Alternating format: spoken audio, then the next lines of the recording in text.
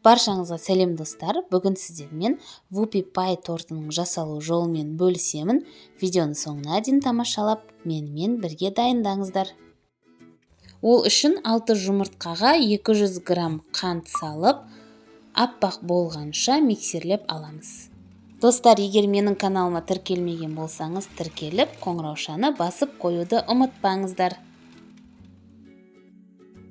120 грамм сары майды және 100 грамм шоколадты су моншасында немесе микротолқынды пеште ерітіп алып, жаңағы жұмыртқалы массаға қосып миксерлейміз.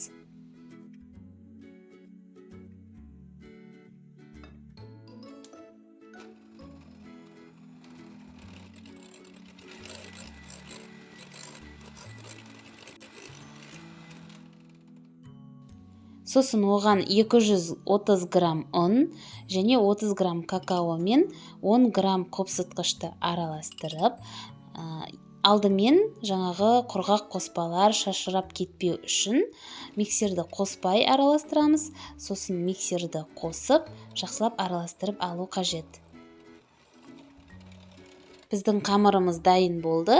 Енді оны 1/4 бөлікке бөліп аламыз да, пергамент қағазына өзіңіз қалаған формада жайып, қызып тұрған пешке, яғни 180 градуста қызып тұрған пешке салып, 7-8 минуттай пісіріп аламыз.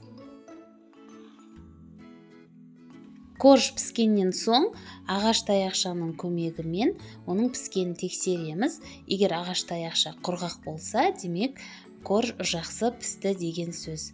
Формадан босатып суытуға қоямыз.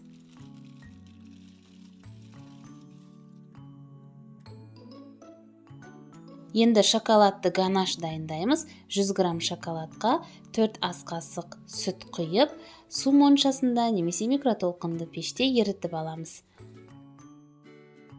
Ал крем үшін 500 мл салқын кілегейге 250 грамм қант ұнтағын салып араластырамыз.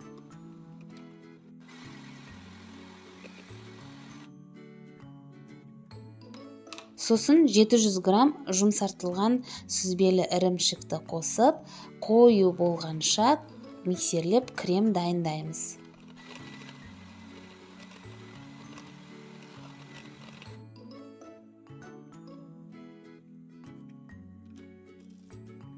Кремді кондитерлік қапшыққа салып, тортты жинаймыз.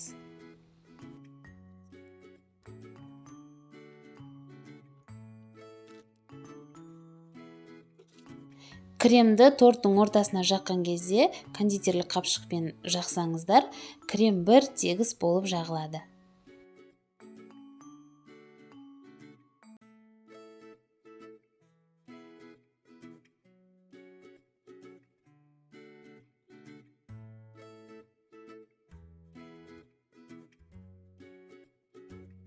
Торттың бетіне қойған корждың шет-шетін тегістеп, жаңағы дайындап қойған шоколадты ганашты құйып шығамыз. Міне торт дайын болды. Менің рецептіммен дайындап көріңіздер. Егер дайындап жатсаңыздар, комментарийде нәтижесімен бөлісуді ұмытпаңыздар. Менің арнама тіркелмеген болсаңыздар, тіркеліп, қоңыраушаны басып қойсаңыздар, менің жаңа видеоларымды жіберіп алмайтын боласыздар. Осы рецептпен жасап жатсаңыздар, ас болсын.